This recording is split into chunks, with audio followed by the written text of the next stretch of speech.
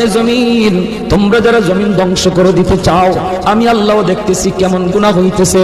যেই মানুষ আমি আল্লাহ এত আদর করে বানাইলাম, আসমান আল্লাহ বানাইছেন কুন ফায়াকুন বইলা, ফেরেশতা আল্লাহ বানাইছেন কুন ফায়াকুন বইলা, জমিন আল্লাহ বানাইছেন কুন ফায়াকুন বইলা, কিন্তু আমারে আপনারে আল্লাহ পাক কুন ফায়াকুন বইলা বানায় নাই।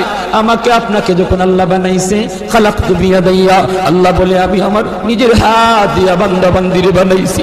কারণ এই চেহারার মধ্যে এত দামি কপাল, ওই কপাল দিয়া বান্দা আমার কুদরতি কদমে সাজদা দিবে।